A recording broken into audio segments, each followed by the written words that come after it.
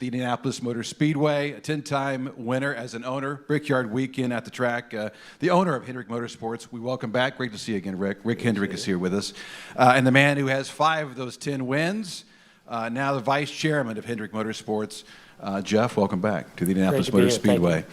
Rick, we'll begin with you, and it's great that you were here to witness this firsthand, but to see Kyle out there completing rookie orientation, this Hendrick 1100 program is underway now. What's it feel like? What were your thoughts watching it today? It's, I guess today it was kind of a dream and a something we were going to do. Today, you just kind of officially pulled the trigger. And you put the rookie test and seeing the McLaren guys working and the team, the preparation, everything has been very impressive. So it's really cool to be here. I really want to thank Roger for my name on the pylon there. I think that was quite an honor. I was surprised to see that, but he told me today the track was mine. So, but anyway, no, it's something that we, this is like home for Jeff, and this track's got so much history, and I never think we'd do this, but to be here today and watch it unfold is pretty special. And that was all RP, by the way. We got the note, do something cool for Rick, so that was pretty cool to see you and get some photos of that as well. And Jeff, Kyle's been looking forward to getting in a car and really get going in this program, and I'm sure you're a little jealous, maybe looking back at your career and your feelings about the Indy 500. But to see this first step, how important was it, and how successful was it? Do you think? Yeah, hard not to really get excited for this opportunity for Kyle, and somewhere deep inside, wish that I had gotten an opportunity. But I'm absolutely having a blast, watching Kyle and go through this process, seeing Rick, here in Indianapolis, and a part of an INDYCAR going around, and being an owner and sponsor in this event. It'll be his first time witnessing this event at the same time, so I'm so excited to see it through that lens. And as Rick mentioned, today was all about. There's been a lot of discussions. There's been a lot of planning. Today was seeing it really unfold in reality, and couldn't be more thankful of INDYCAR, Indianapolis Motor Speedway, certainly Roger, and what an amazing facility this is that he has. But to go out there and see what McLaren did as well, to just get Kyle up to speed and through the test cleanly was great. And then on the other hand is just Kyle, watching him in his craft and his element, like I could tell he was a little bit nervous. Heck, my palms were sweating before he got out on track myself, but then immediately you just see it click when he made those first few laps, and he just went into Kyle Larson mode of, all right, now how do I get up to speed and go fast and get, he doesn't want to just come here and compete. He wants to come here and compete competitively. I think he was like 10 for 10 of those first phase laps. You just went out and knocked it out. So pretty impressive. 72 total laps for Kyle today, his fastest at 217.898 miles an hour. Again, we'll open it up for questions if you have one. Well, Bruce has already got the microphone. Go ahead, Bruce. Bruce Meyer, the NBCSports.com and Forbes Sports Money. You guys are in the business of giving race fans goosebumps, but in a lot of ways, was it a goosebump moment for both of you when you saw that car coming down the front stretch at speed for the first time today? Yes. Yeah, and it didn't really hit me until I saw him. We had the car here when we had the unveiling, but when you hear it and see it come by and he's in it, that's when it really, it was goosebumps. It was goosebumps. It was pride, happy for him because it's a bucket list for him, and probably Jeff and I too. But no, it was just hear it, see it, and watch the speed when it came by. Then that brought it all to life. Yeah. I mean, for me, I come to this place. It's just so special to be here. I go back as a kid, the first time I came here, and my memories of the Indianapolis Motor Speedway, my heroes, and seeing my first Indy 500 live, and going through the museum, and then it just seems so surreal that here we are, having Kyle Larson and Rick and Hendrick Motorsports be a part of this effort. I mean, I think next May is just going to be, just an experience that I'll never forget. But it definitely was different walking in here today. It's one thing to be a competitor of your own. It's another thing to be supporting an effort and teaming up with a team like Arrow McLaren and just seeing, how well that they prepared for today and how smooth it went. And also, you guys have a NASCAR Cup Series championship to contend for, this week at Las Vegas, and to be able to come here on a Thursday before heading to Las Vegas. How difficult is that from the goal at hand of trying to win the 2023 NASCAR Cup Series championship, and how much does it really emphasize how important this program is going to be? Well, getting Mr. Hendrick here might be the toughest schedule to work around. He's a busy guy, and I think it shows you how much he cares about, this experience, supporting Kyle. And for Kyle, I mean, that guy's off racing all the time, he's all over the place. So, the team is well prepared. He and Cliff, have been prepping and planning for this weekend, and they're very well prepared for this next round. Feel very good about this next round. It was this last round that was the nerve-wracking one, and we saw it all the way down to the final lap at the Roval. So, from our standpoint, we're fortunate to have enough great people and depth at our organization to be able to, prepare for what's ahead and really make sure that's the priority and the focus for the company is to go win a championship this year, get through this next playoff round and go to Phoenix, but also be up here and be able to enjoy a day like today. Yeah.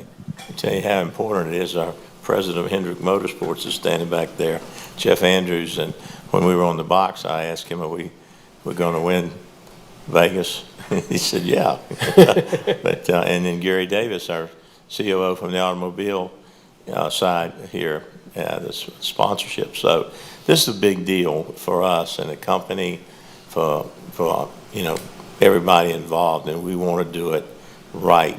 We don't want to come up here and stump our toe, and we know how hard it is. And thank goodness we're team with someone like Arrow McLaren, who, when I watched the professionalism out there, just the tools and techniques that they use. So it's, this is very, very important to us because it's no different than Garage 56.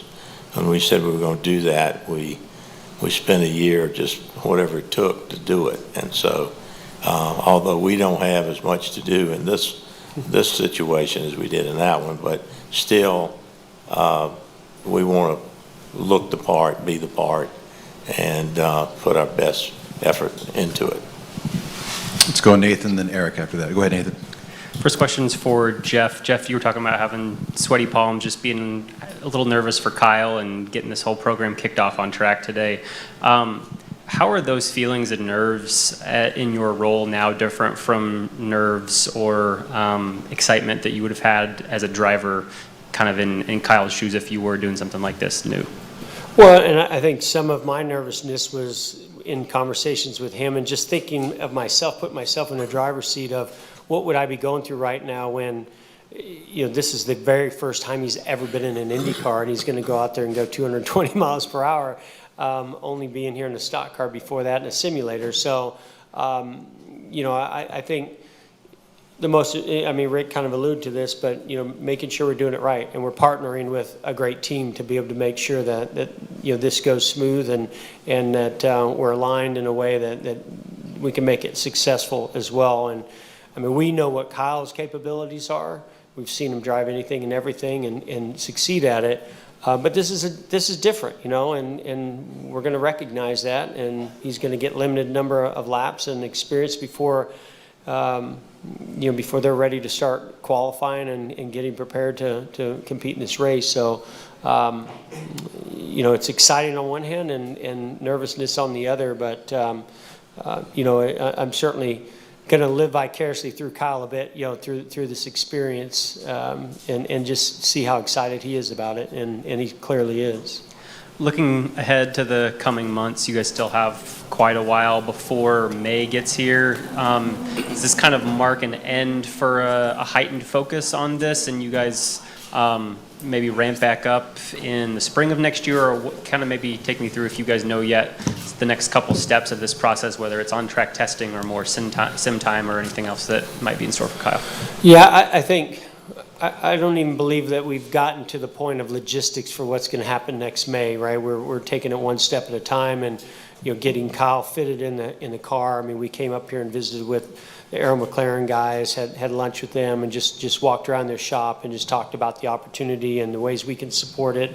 It's a nice collaboration that we're going to learn from one another, from what they do in INDYCAR, what we do in NASCAR. So this was certainly an important step. And we mainly were praying for good weather, and we got that, perfect weather, as a matter of fact. And then I haven't even had a chance to download with Kyle of just getting him in the car. But it's nice to see that first run and him click off those laps and get through phase one as quickly as he did. And once he did that, I was like, okay, I think we're on our way here to a smooth day.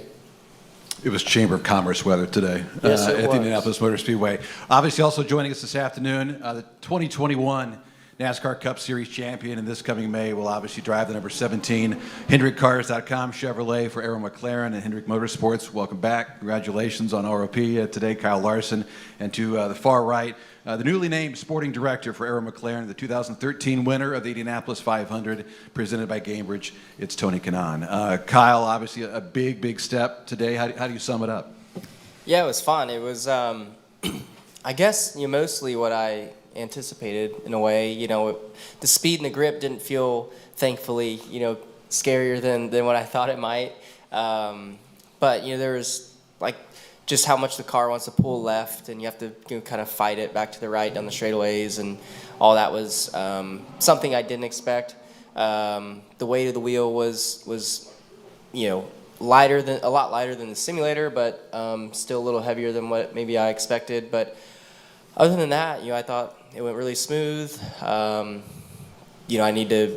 think more of the pit road side of things is where you have to work more on. Just the steering is so slow. You have to turn so far to get in and out. If you're coming in around somebody, if you're leaving, getting out around someone, just getting used to the steering at the slower speeds, I think, will be something to get used to. And then just maximizing, the apron and braking for pit road, stuff like that, I think is stuff I'll have to really focus on and work on, and that way you're maximizing potential. But overall, it was a great day. I felt like everybody at McLaren did a really good job prepping me, to make things easier to get up to speed. So thanks everybody there, and glad to be through today, and look forward to the open test in April. On to the next step, for sure. And Tony, you've been with Kyle almost every step of the way during this journey so far. How do you do? I mean, it makes my life easier when you have a superstar, so he makes me look good. But yeah, I woke up this morning, I was actually nervous. I didn't know why. I'm like, there's no reason for me to be. But I mean, yeah, it was an awesome day. I think the good thing is, Kyle and I were teammates back in the day. We won the 24 Hours of Daytona together, so we knew each other. We fit in each other's seat. I mean, it was seamless. I think we did what we were supposed to do today. It was a lot of information that I was trying to filter and tell people to stop talking to him about, but he doesn't have to worry about that. And let's come back here in April and get on. Tony, you're the first guy I've ever met that can fit in Kyle's seat. So that's the most impressive thing you said so far. Again, open it up for questions. I realize, obviously, a lot of questions for Kyle. If you have one, though, for Mr. H or Jeff, before we cut them loose, we prefer that first. So, Nathan, back to you. Go ahead. I have a couple for Kyle. Go ahead, yeah. Okay. Kyle, first question. You mentioned feel like you're working on some things on pit lane. There toward the end of your last session, when you stalled it a couple times, what happened there, and what were you dealing with, and either mixed up for you or what went wrong in the car? Yeah, so I didn't know what was going on.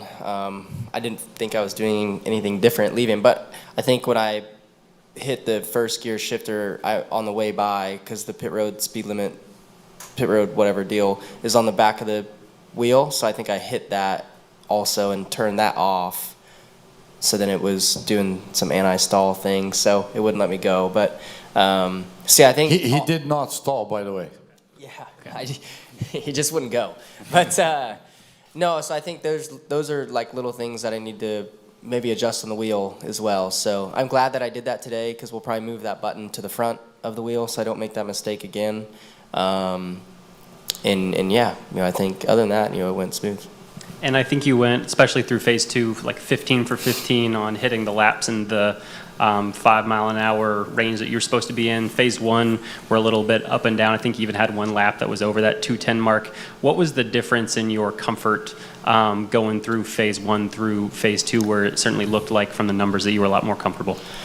Well, when you're running more throttle, it's easier to kind of hit your target. So the slower the speed, it was just kind of hard for me to like figure out my timing. Like I would roll out down the straightaway and then I'd run wide open through 1 or 2 and feel like I'd look at my dash and be like, okay, I think I'm okay for 3 and 4 to run some throttle. Then I come off 4, I'm like, oh, I'm too fast and having to slow down a lot. And then vice versa, then I'm like trying to play catch up on other laps and like barely getting by.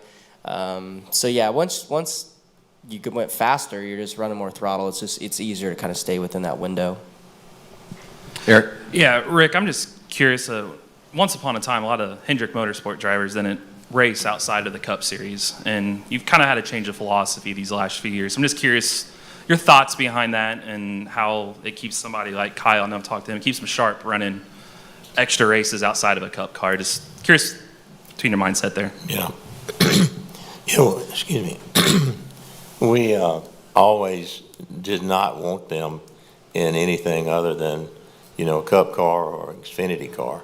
And when I first started talking to Kyle, and he convinced me that it made him sharper. And then the first one of the shows I watched, they had a clip on Kyle Larson crashes. So I called him, and he said, "You weren't supposed to see that." And I said, "Well, no, I think it does make our guys, helps them. I know William has followed in his steps and run other cars and Chase too, and Alex got hurt. Now this year's a pretty bad example. Alex gets hurt in the car. He's done racing those cars, and then you get Chase gets hurt on a snowboard.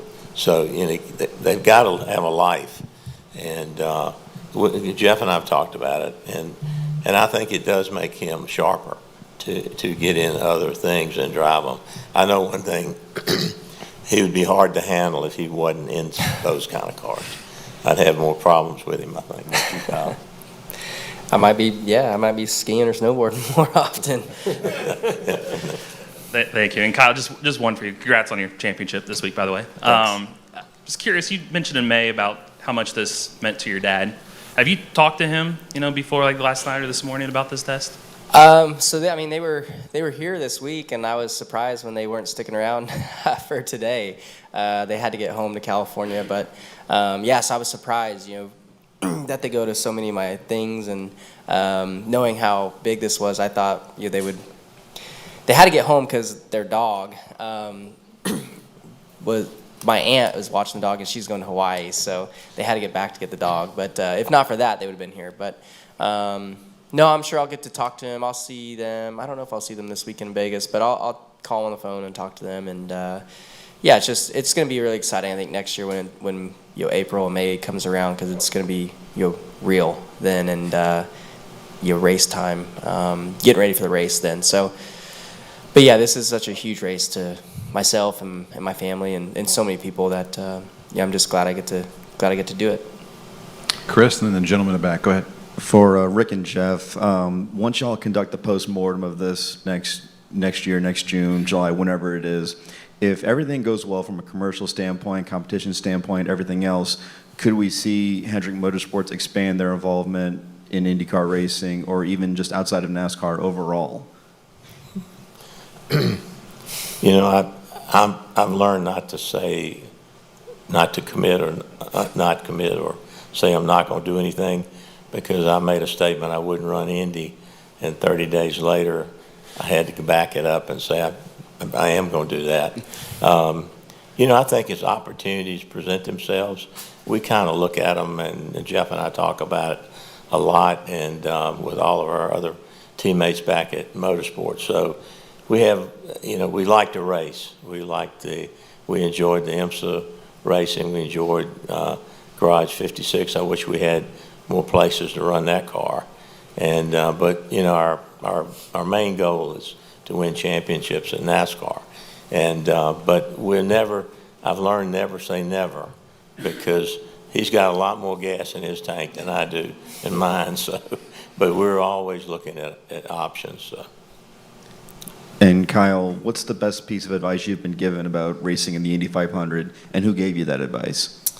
I mean, a lot of people have said the same thing, like just trusting your instinct. Like if something doesn't feel right, at least during, practicing and testing the couple weeks leading in, like if you've got plenty of time, so just, if something doesn't feel right, just pit.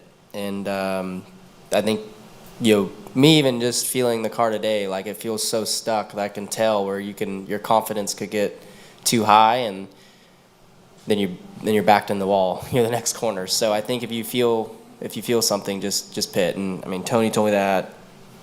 Danica was texting me last night, same thing. So Kurt, Jimmy, they've all said the same thing. So I've got a lot of people I can talk to, and I'm sure I'm going to be able to soak in more and more information now that I got to drive the car once. Jeff, you alluded to at the beginning of the press conference being that kid from Pittsburgh, Indiana, that grew up just outside the racetrack, about dreaming of coming to this venue. Not having your hands so deep within this program, trying to set this up and get this done, just kind of talk about what it means to you personally, being that kid from Indiana with aspirations to come here and compete, now to see this program finally hit the track now. Yeah, I mean, I think for me, my dreams came true with the inaugural Brickyard 400, right, and racing here in a stock car.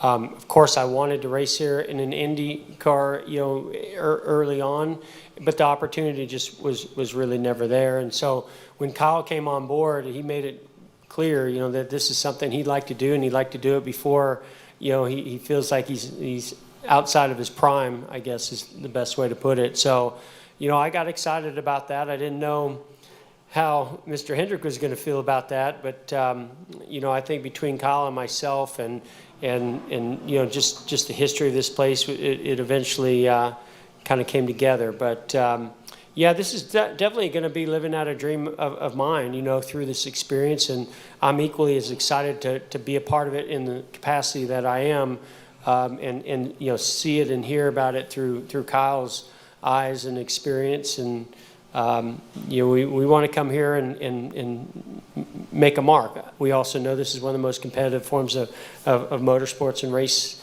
in the world, and it's not going to be easy.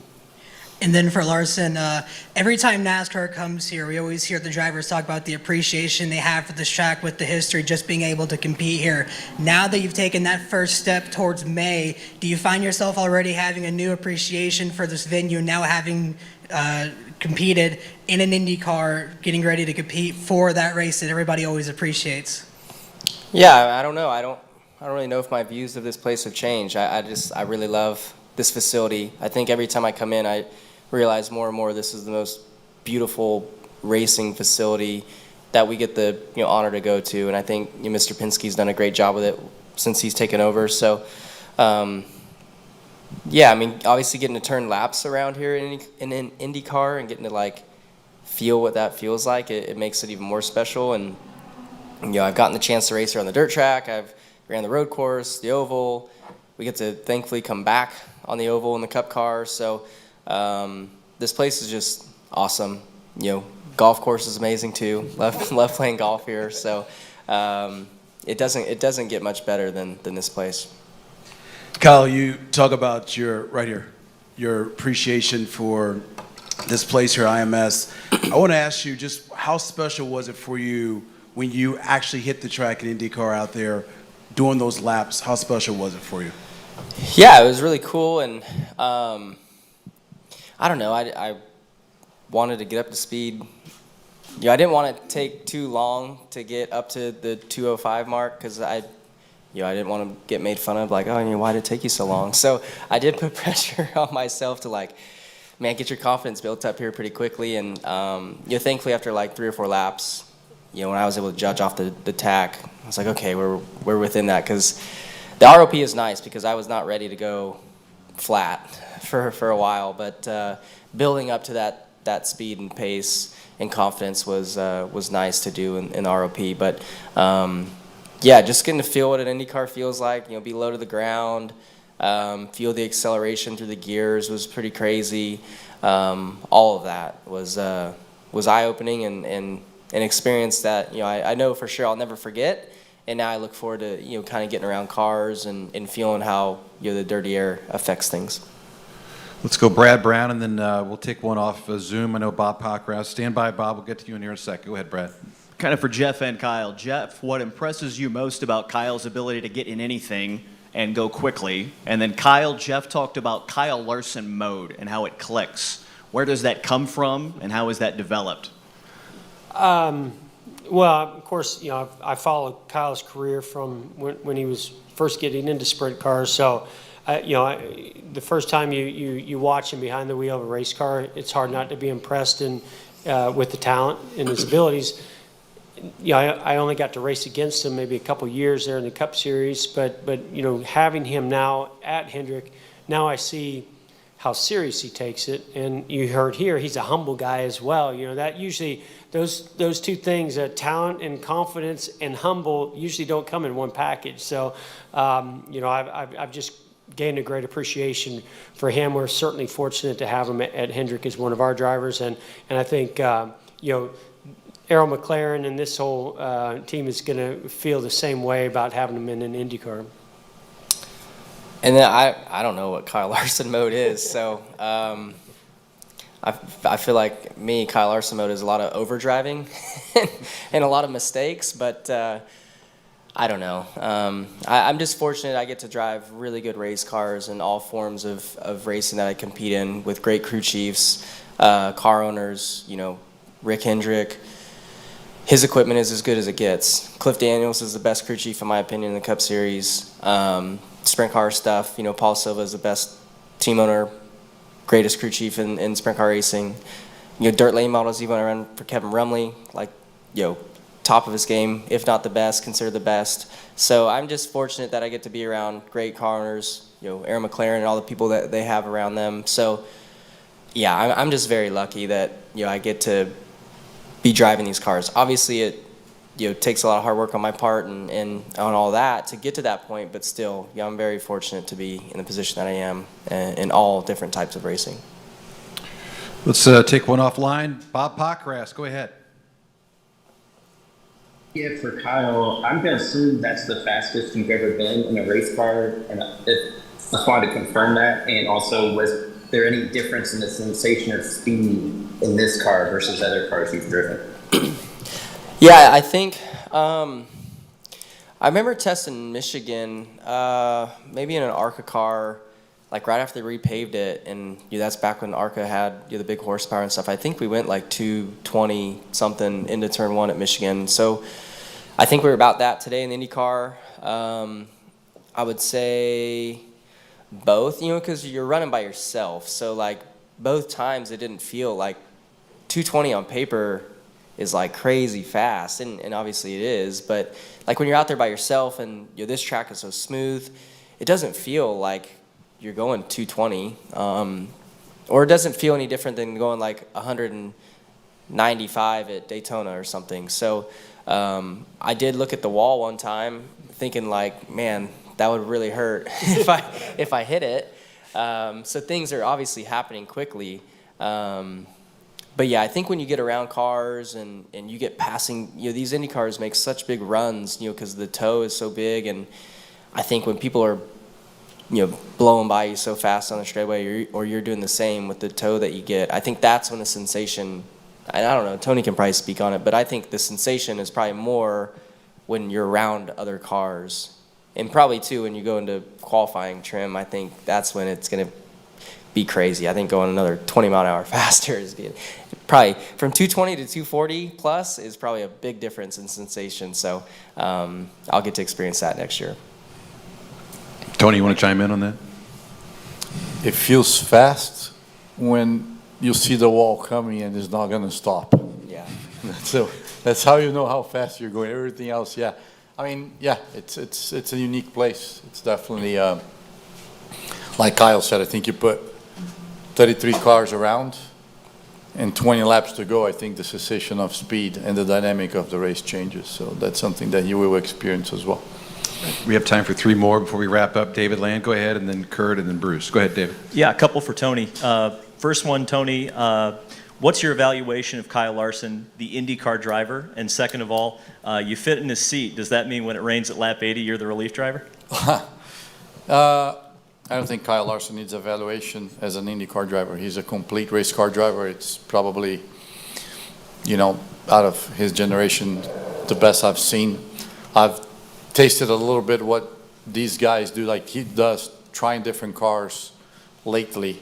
And I know how much I struggle, and he wins and everything. So I don't think he's just one of the best race car drivers in the world right now. And I'm very fortunate to actually get the chance to work with him. And if I can contribute it, that would be a...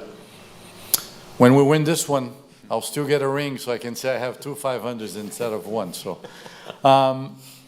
and the other question is, if it rains at lap 80, Mr. Hendrick either let me drive the car or not. My helmet and suit will be in the truck, but hopefully it won't happen, and Kai will get to enjoy the whole thing. I've had pretty good runs here. I love this place. Although nobody believes me, I'm good. I was good with my decision this year. So, For Kyle, we've heard so much about the development of the Gen 7 Cup car, the similarities to an Indy car. Did you notice any similarities between an Indy car and the Gen 7 car? I don't know. It's hard to say. I mean, you're processing a lot while you're out there, and you're by yourself. I think there was times when I got, you know, a lot of wheel in it, and I would say yes, like the steering is quick until you get to a point, and then it's, you know, not dead, but like you can keep turning and it's not as obviously as effective. But so that maybe in a way, yeah, I could tell some similarities. I think from talking to people, I think where it's become more similar is just the aero balance shift between clean air and traffic. Yeah, I think and that's obviously not something I got to experience today because I was just by myself. But yeah, I think as I get to being around cars, I think the difference in balance is where it's probably gotten a lot closer. I think the style of our racing has trended more to them. You know, where now maybe not every weekend, but a lot of places, especially like Daytona, Talladega, Atlanta, you're saving fuel to have a shorter pit stop and kind of get track position that way, where it sounds like I think that's what IndyCar guys do a lot. So just the overall strategy of the race, I think, is trended more like IndyCar, and then I think the cars and in traffic has as well. And for Mr. H, real quick, we saw Will Power give you a helmet. Could you just comment on that situation and that story? Yeah, Will, his wife was real ill in Charlotte, and she was going the wrong way, and he called, and we got her moved into another hospital and had some of the doctors join in, and she came out of it. I was surprised to get the helmet, but I was more than happy to help them through that difficult time, and I'm glad she's okay. But the helmet was a real surprise and a real gift. I told him I love trophies and helmets, and he said this one hadn't won a race this year, but I did wear it in the Indy 500. So I said, that's good enough. That was a great gift. That's awesome. Kurt? Jeff, I think under normal circumstances, when you're helping a younger driver for a day like today, you might have something really insightful to say and experience, but I suspect you didn't have as much today. What did you have to say to him? I mean, you've not driven one of these cars. You've not experience like his. What'd you have to say to him? No, I'm looking forward to downloading with him a little bit further, you know, just about the process and what does that grip, you know, feel like the first time going in the corner, cold tires on the apron, more just race chat stuff. But, you know, I've gotten pretty comfortable in the new role that I'm in, that you know, being a race car driver and not being in the current cars and in the competition that they're currently in, my input is more of what can we do to make the race team stronger and better, the communication, the people that, around them, the tools, and just provide the resources. I mean, that's what Rick taught me in his role as an owner, and that's what I want to be there for. So I'm probably more focused right now on looking at the car and how do we position the logos and the sponsorship, and we're capturing it all to create some content. What can we do with that? So when me and Kyle talk, we talk, how was your last sprint car race, and about the experience today, and then we'll do the same when we get to Las Vegas to talk about the Cup car this weekend. It's a different Jeff for sure. Tony, you talked about shutting down some of the chatter around Kyle. From an IndyCar's perspective, what were they trying to feed him that maybe he's not ready for yet? Well, think about, you have a wheel with 25 buttons, then you have the weight jacker, then you have front bar and rear bar, then you have telemetry that you can analyze, then you have, and engineers, they're just trying to give you all that, which it's way too much information. And I know for a fact, because in the past 3 years, since Jimmy and I got together to do what we did here in INDYCAR, I started racing other series. And every weekend I had to reset my head, different wheel, different car. So especially him, he just raced 2 nights ago, won the championship, and then he comes here and you get the thing like, it's too much of overthinking. Right, and then you're like, why are we gonna feed him all that right now? That we're gonna come back here next April. We're not gonna remember that. It's just too long. He has a championship to win, and that. So I was like, I let him talk. Then he went to change. I went in the driver's lounge. It's just, don't worry about it. Just enjoy the racetrack. I didn't want him to miss the first moment because I think it's extremely special. I remember my first time here, but also he was here to pass ROP. The wheel, we have 6 months to figure out. We'll talk now that he physically saw it. As a driver, we probably understand each other a lot more than just the engineer trying to give you the data. The picture of the wheel is just like, go feel the buttons. I said, hey, do you want the pit lane speed limit back here? Yeah, it's okay. Well, now it's not okay anymore. So it's like, you had to experience. So that's why I was trying to tell them, just let him enjoy the day. Now we'll start working. Bruce, and then we'll wrap it up with Nathan. Go ahead, Bruce. Kyle, did it feel natural to you out there at that speed in this car? Yeah. I didn't. It was harder to go slow, like I said earlier. Like, it was hard to get yourself to run 205. So I felt like I was happy with that, because I felt like it felt fairly comfortable. So, like I said, it honestly, for the most part, was everything I kind of expected. I watched a lot of onboard video and all that. We got to work on my line a little bit today. But yeah, it felt, nothing jumped out like it was too much of a surprise. So I was happy about that. And the last time the Brickyard 400 went around the oval here was 2020, so it's been a few years. The late John Andretti used to say the comparison between the two cars, it almost doesn't even look like the same racetrack. Did you get that sensation? I don't know. The stock car stuff and the track conditions were really good, obviously, today, but the stock car stuff is just like slow, and like I just remember being like really tight, through 1, like you're off the gas a lot, and 2 would be tight. 3 and 4 would have a better balance, but like in the IndyCar, I think because the track was really good, you have more downforce probably than what we're gonna have come back. All of that, obviously, way more downforce and speed than a Cup car, but like the balance of all 4 corners felt way more similar than the stock car. So that's nice, I guess. But yeah, I don't know. Overall, like width and stuff of the track didn't feel way different than what I remembered it being. And for Mr. H, you've got every type of racing trophy you can get in NASCAR, from NASCAR Cup Series championships, 10 Brickyard 400 victories, countless Daytona 500 wins. Where would you put a baby Borg?